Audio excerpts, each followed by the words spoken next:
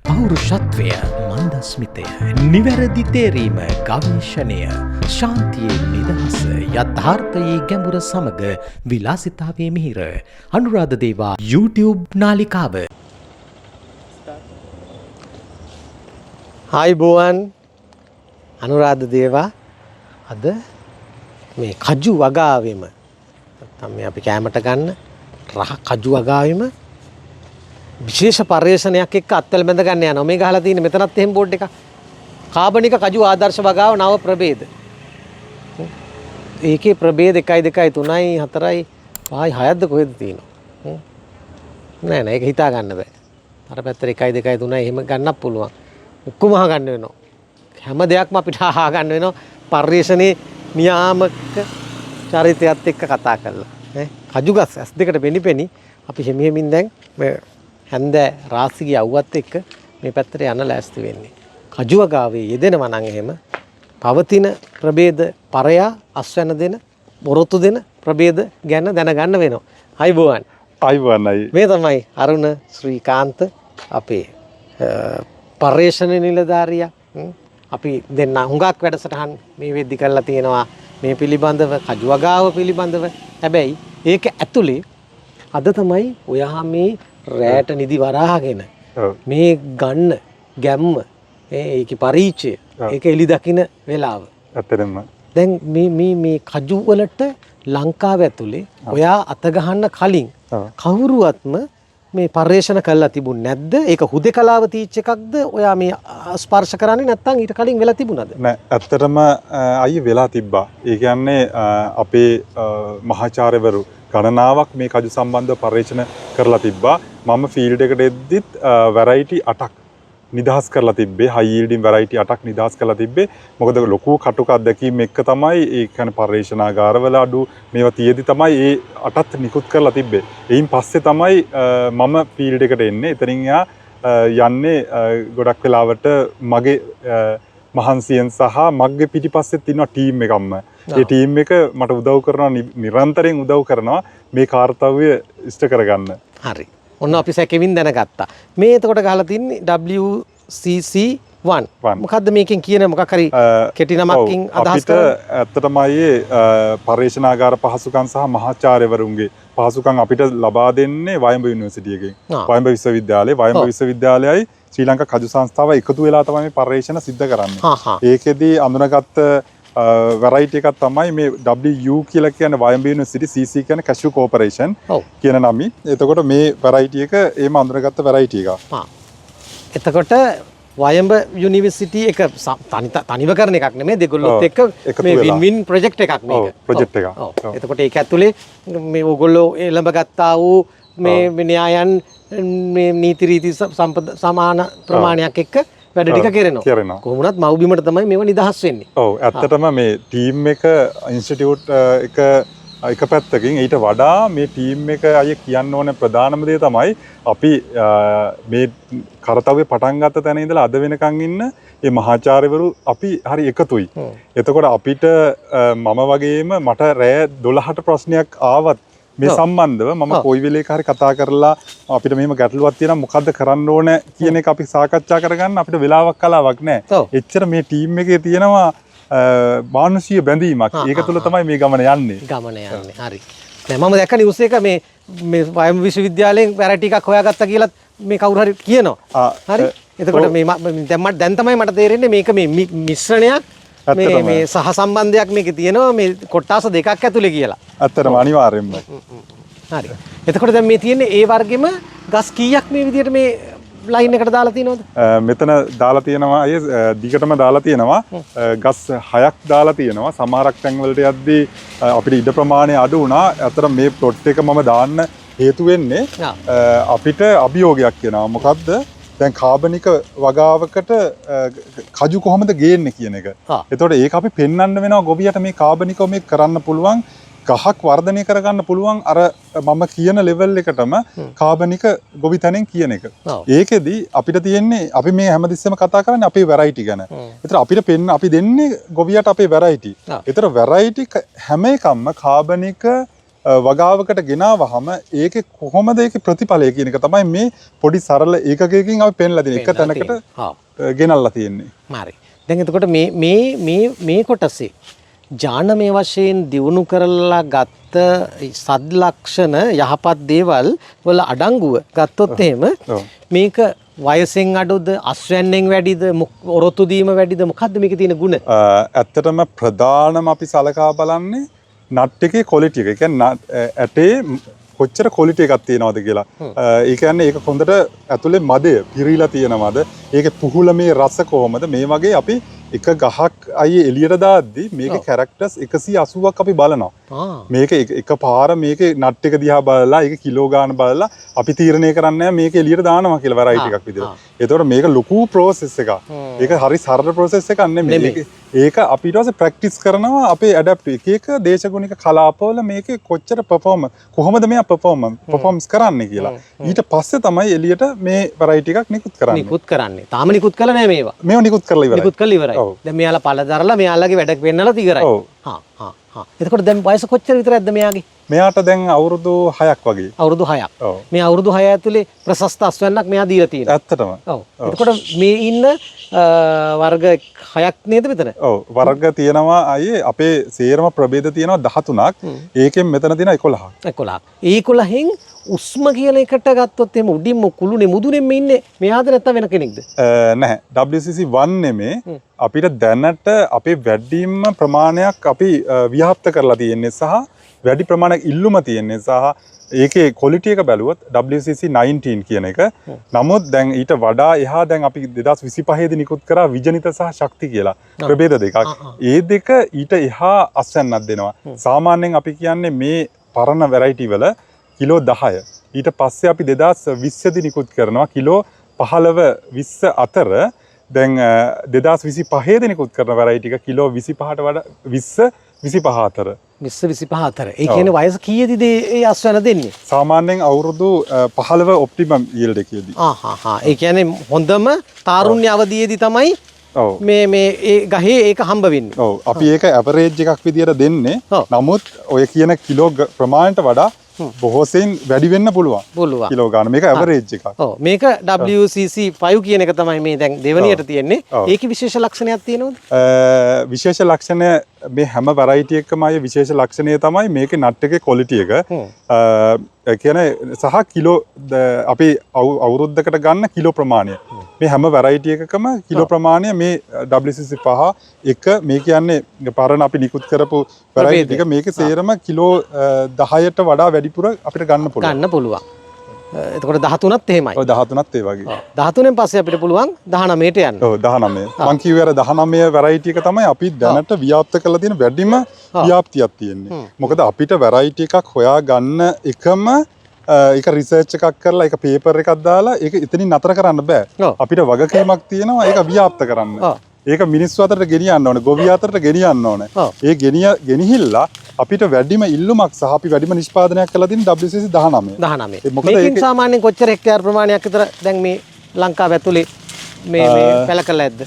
ඒක නම් අයියේ සාමාන්‍යයෙන් අපිට පැල කොච්චර විතර දීලා තියෙනවා කියලා එහෙම අදහසක්? එහෙම අදහසක් දැන් කියන්න අමාරුයි. හරි නෑ අපි ඒක නිශ්චිත වෙලාවකදී කියමු. ඒ කියන්නේ ලොකු ප්‍රමාණයක් නිකුත් කරලා තියෙනවා, ලොකු ඉල්ලුමක් තියෙනවා කියපු නිසා. එතකොට මේ වවන කට්ටිය දන්නවද නැත්නම් ඒක මේ ශාස්ත්‍රයට අදාළ ගොවි නිලධාරීන්, කෘෂි නිලධාරීන්, පර්යේෂණ නිලධාරීන්, ෆීල්ඩ් එකේ ඉන්න කට්ටිය කියලාද 19 තෝරගන්නේ නැත්නම් මේ කොහොමද ඒක හැදෙන්නේ? නැහැ. අපි අයියේ දැන් වැරයිටි එක රිලීස් කරාට පස්සේ අපි එතනින් යා වැරයිටි රිලීස් කරලා නිකන් ඉන්නේ නැහැ. අපි ෆීල්ඩ් එකේ මේක කොහොමද මේක වැඩ කරන්නේ? මේ වගාව කොහොමද අස්වනු දෙන්නේ කියන එක අපි කන්ටිනියුස්ලි අපි දත්ත ටික ගන්නවා. ඒ දත්ත වලින් අපිට තේරෙනවා මෙන්න මේ වැරයිටි එක හැම දේශගුණික කලාපයකම එකම විදියට මේක වැඩ කරනවා. මේක ඒ අස්වැන්න දෙනවා බලාපොරොත්තු වෙච්ච අස්වැන්න. එතකොට අපි ඒකේ නිෂ්පාදන ප්‍රමාණය වැඩි කරනවා පැල දෙන ප්‍රමාණය. ඒක තමයි ඒකෙදි සිද්ධ වෙන්නේ. හරි. එතකොට දැන් මේ අපි දකින 19 කියන ප්‍රභේදයෙන් විතරක් ද සන්නද්ධ මේ කජු සංස්ථාවට අයිති වගාබිම් නැත්නම් ඒකෙත් පැරණියව තියෙන ඔක්කොම තියෙනවා මේ කරන ඒවා ගිහිල්ලා තව ඒවට දානවා. ඔව් අනිවාර්යෙන් අපි හැම වැරයිටි එකක්ම අපි මේ මල්ටිප්ලයි කරනවා. කරලා අපි හැම වෙරයිටි එකක්ම මේ වෙද්දි කජු සංස්ථාවේ වතු වල තියෙනවා. සහ අපේ පෞද්ගලික අංශයේ වතු වලටත් අපි හැම වෙරයිටි එකක්ම දෙනවා. WCC 19 වැඩි කිව්වට අනිත් varieties උත් තියෙනවා. හරි. එතකොට දැන් මම අහන්නේ අර 6000ක් තියෙනවා කොන ලොකුම වත්තේ හෙක්ටර්ස් 1000ක් කරද? නේ. ඒකින් 1500යි තාම වවලා තියෙන්නේ. ඉතිරි 4500ට දාන්න කිව්වොත් එහෙම පැල කරමු කිව්වොත් කජු. පරිවේෂණ නිලධාරියා විදියට නිර්දේශ කරන්නේ කිනම් ප්‍රභේදයක්ද? ඇත්තටම නිර්දේශ කරන්නේ ප්‍රධාන වශයෙන්ම විජනිත සහ ශක්ති කියන ප්‍රභේද දෙක. ශක්ති කියන ප්‍රභේදය විශේෂයෙන්ම නිර්දේශ කරන්න පුළුවන්. ඊට අමතරව මම පර්යේෂකයෙක් විදිහට මොකද මම හැමතිස්සෙම බලන්නේ මේක තව අවුරුදු ගාණක් වෙනකන් තවදුරටත් මේක පර්යේෂණයක් විදිහට ගෙනියන්න. ඒතකොට අනිත් varieties ටිකත් ප්ලොට්ස් විදිහට දාගන්න පුළුවන් නම් බ්ලොක්ස් විදිහට මම සතුටු වෙනවා. නමුත් අර බහව ප්‍රශ්නයයි ඒකට මට කියන්න තියෙන්නේ මම කැමති ශක්ති විජනිත වලින් දාන්න. හරි. හැබැයි මල්ලි දැන් ශක්ති විජනිත කියන්නේ දැන් ඉන්න කෙනානේ. ඔව්. අලුත් දරුවෙක් වා හැදුවොත් එහෙම ඊට වැඩිය ප්‍රබලව. ඔව්. එහෙම හදන්න බලාපොරොත්තු වෙන්නේ නැද්ද? කලකිරිලාද? නැත්තම් මට එහෙම ප්‍රශ්න ඉන්න පුළුවන් නේ. හරිද? එතකොට එතනින් නවතිනවද මේ ව්‍යාපෘතිය? නැහැ අයියේ අපි දැනට තවත් පර්යේෂණ කරගෙන යනවා. තව අවුරුදු 2කින් වගේ බලාපොරොත්තු වෙන්න පුළුවන් තව එක වෙරයිටි එකක් නිකුත් කරන්න බලාගෙන ඉන්නේ. දැනට දැන් මේ පර්යේෂණ ටික කන්ටිනියස්ලි කරගෙන යනවා. ඒ කියන්නේ මෙතනින් නතර කරන්නේ නැතුව මේ වෙරයිටිස් ටික ගැනත් අපි පර්යේෂණ කරගෙන යන ගමන් තව වෙරයිටියක් අඳුන ගන්න පර්යේෂණ කරගෙන යනවා. හරි. දැන් පේපර්ස් මේවට දානව නේද? මේ රිලීස් වෙනවද? ඒව තියෙනවද බලන්න පරිශීලනය කරන්න පුළුවන්ද කෙනෙකුට කොහොමද? ඔව් අපි බුක් පබ්ලිකේෂන්ස් කරලා තියෙනවා. ඒ කියන්නේ පොතක් විදියට මේ හැම එකක්ම රිලීස් කරන දවසට අපි මේක පොතක් විදියට අපි ෆාමට දෙනවා. ඒක හරි සරලව සිංහල, ඉංග්‍රීසි භාෂා, දෙමළ භාෂා තුනෙන්ම මුද්‍රණය කරලා අපි ගොවියට දෙනවා. මොකද අපි කොච්චර පර්යේෂණ කරත් අවසානයේ ඒකේ ප්‍රතිඵලය ගන්න ගොවියා. එයාව දැනුවත් වෙන්න ඕනේ මේ වෙරයිටි ගැන. ඒක නිසා අපි අනිවාර්යෙන් ඒ කරතව්‍ය කරනවා. දැන් මේ ශාස්ත්‍රෙ නෙමෙයි ඕනෑම ශාස්ත්‍රයක පර්යේෂණ කරාට පස්සේ ඒ පර්යේෂකයා හිටියට පර්යේෂකයාත් එක්ක හිටගත්ත සහ යාව අධීක්ෂණය කරපු උපදේශකත්වයේ දුන්නු ඇතුළු තවත් පිරිසක් ඕක ඇතුලේ ඔය පේපර් එක ලියවෙනවා. නම් සමහරවිට ඒගොල්ලෝ පොඩි පුංචි අස්සනක් ධම්ම එකක් වෙන්න පුළුවන්. හැබැයි පේපර් එකේ ඉන්නවා. හැබැයි ලොකුම කන්ද ගොඩනගපු මිනිස්සයා ඒ වගාව කරපු මිනිස්සයා හන්දිම හරියේ ඉන්නවා. මම ඒක ලංකාවේ දැකපු එකක්. ලංකාවේ දැකපු එකක් මේක ඇවිල්ලා මේ ඔයාගේ ශාස්ත්‍රයට අදාළව අහන එකකුත් නෙමෙයි. පොදුවේ මම දැකපු එකක්. හරි. එතකොට යකෝ මම නැද්ද කියලා හිතෙන්න පුළුවන් පර්යේෂකයාට. මේ ශාස්ත්‍රෙත් එහෙමද? ඔව්. මේ ශාස්ත්‍රයේ අය මම කලින් කිව්වේ අපේ ටීම් එකක් ඉන්නේ. මේ ටීම් එක එකමුතුව වැඩ කරන්නේ. දැන් මම තමයි ටීම් එකේ ලාභාලතම පුජ්‍යලයා. නමුත් මට වැඩ කිරීමේ කැපැසිටි එක ගොඩක් වැඩි. අයත් එක්ක කතා කරද්දී අයත් තේරෙන්නේ නැති මම සාමාන්‍ය වැඩ කරන විදියට මට හරි ආදරයක් ලැබෙනවා අර පිරිසගෙන්. ළඟම ඉන්නවා මට මතක් කරන්න ඕනේ ආදරණීයම කෙනෙක් ඉන්නවා විජේතුංග කියලා. එයා තමයි මගේ ගුරුවරයෙක් වෙන්නේ. නිරන්තරයෙන් මට සපෝට් එක දෙනවා වචනෙන් හරි මට කතා කරලා මේක කරන්න කියන ධෛර්යය දෙනවා. ඒ වගේ මේ ටීම් එකෙන් පුදුම සපෝට් එකක් හම්බෙන්නේ වැඩ ටික කරගෙන යන්න. එතකොට දැන් අපි වෙනම පැත්තකට ගියා. දැන් මේ ගොවියට වැදගත් වෙන දේ තමයි මේක කතා කරන්නේ. හැබැයි මට නිකන් ගොවියව මවන ගොවියට හොඳම දේ දෙන පර්යේෂකයටත් පොඩි රෙස්පෙක්ට් එකක්, සැලියුට් එකක් එයාලා මුණ දෙන ප්‍රශ්න ගැන චුට්ටක් කියන්න ඕන වෙච්ච නිසා මම එහෙම ඇහුවේ. හරි. දැන් එතකොට මේ මෙලෝදියත් පර්යේෂකයා දන්නෙත් නෑ, පර්යේෂණයේ ප්‍රතිඵල දන්නෙත් නෑ. පැලයක් හම්බ වෙනෝනේ මිනිස්සුෙකුට. නේ? මේ පැලය තමයි මේ තත්ත්වයටපත් කරපු. මොකද්ද ඇත්තට මල්ලි මේ ගහක විදලා මේකේ මොන හරි අරන්ද කරන්නේ? මේ සාමාන්‍යම මිනිස්සයාට අහන්න තියෙන ප්‍රශ්නේ මම මේ අහන්නේ. එතකොට පර්යේෂණයක් කියලා මොකද්ද ඔයා මේක කරන්නේ? ඇත්තටම අයියේ අපි ඉදිරියේදී වැඩසටහනකින් අපි පෙන්නමු අපේ ජාන සංරක්ෂණ ඒකක තියෙනවා. ඒ වගේ අපි එක එක ලක්ෂණ හොඳ ලක්ෂණ තියෙන මේ ජාන අපි සංරක්ෂණය කරනවා. ඒ ජාන බැංකුවක් වගේ අපි ඒක ඉන්සිටු කෙනෙක්ට ඇවිල්ලා බලන්න පුළුවන් තැනක එක තැනක අපි ජාන ටික සේරම එකතුවක් විදිහට තියා ඉන්නවා. ඒකේද විශේෂ ලක්ෂණ තියෙන හොඳ ලක්ෂණ තියෙන ඒවා ඉදිරි පරම්පරාවලට අරගෙන යනවා. එහෙම අරගෙන ගිහින් තමයි ලක්ෂණ අවසානයේ මේ හොඳ ලක්ෂණයක් තියෙන ගහක් හදාගන්නේ. එතකොට දැන් පටක රෝපණේ නෙමෙයි මේ. නෑ පටක රෝපණේ නෙමෙයි. ඔව්. එතකොට ක්ලෝනීකරණයක් නෙමෙයි. නැහැ. මේ මේක දෙකම එකක්ද? නැහැ. මේ දෙකම දෙකක්නේ? ඔව් දෙකක්. පටක රෝපණය කියලා කියන්නේ අයි දැන් මේ අපි හොයා ගන්නවානේ ප්‍රභේදයක්. ඒ ප්‍රභේදය අපිට මල්ටිප්ලයි කරගන්න. ඒ ප්‍රභේදය වැඩි ප්‍රමාණයක් පැල හදා ගන්න වෙනවා. එතකොට අපිට පාවිච්චි කරන්න පුළුවන් ක්‍රමවේදය තමයි බද්ධ කරන්න පුළුවන්. පටක රෝපණය කරන්න පුළුවන්. බද්ධයත් කොටස් වලට බෙදෙනවා. පැච් බද්ධය ඒ වගේ එහෙම බෙදෙනවා. එතකොට පටක රෝපණය කියන්නේ ඒ වගේ කාර්යයක්. මේක පර්යේෂණයකදී යන්නේ අපි මේ ප්‍රභේදය තෝරා ගැනීම. ප්‍රභේදයේ හොඳ ලක්ෂණ තියෙන ශාකයක් හදලා දෙනවා. ඊට පස්සේ තමයි ඔන්න අපි හිතන්නේ ගොවියට මේක මේ වැඩි ප්‍රමාණයක් නිෂ්පාදනය කරලා දෙන්න ඕනේ. ගොවියගේ අතරට යන්න ඕනේ. මේක තමයි ඒකේ අදහස. හරි. එතකොට දැන් අපි හොඳ තැනක ඉන්නවා. හොඳ දියුණු තැනක ඉන්නවා. ලෝකේ තියෙන කජු ප්‍රභේද. ලෝකෙත් ඇතිනේ මේ පර්යේෂකයෝ නිර්මාණය කරපුවා. ඒව එක ගත්තාම අපි කොතනද ඉන්නේ? මීට වැඩිය ප්‍රශස්ත ලොකු අස්වනු තියෙනවා තියනවද? ඇත්තටම අය මේ මට තියෙන එක්ස්පීරියන්ස් එක අනුව ලංකාව පුංචි රටක් වුණාට මේ මුතු ඇටේ අපි සමත් වෙලා තියෙන අනිත් රටවල් වලට වඩා හොඳ අස්වැන්නක් දෙන කජු ප්‍රභේද නිකුත් කරන්න. සාමාන්‍යයෙන් අපි කියනවා කජු කිලෝ එකක් ගත්තාම ඒ කජු කිලෝ එකට ගෙනත් ඉකන ඇට සාමාන්‍ය 100 120 වගේ අල්ලනවා නම් ඒක හොඳ කජු ප්‍රභේදයක් කියලා. අපේ මේ වැරයිටි ටික ගත්තාම අපේ හැම වැරයිටි එකක්ම 100 120 134 ප්‍රමාණයකදී කජු කිලෝ එකක් හදන්න පුළුවන්. ඒකින්ද ඇත්තටම ඊට අමතරව එක ගහකින් ගන්න කජු කිලෝ ප්‍රමාණය අපේ ගොඩක් වැඩි.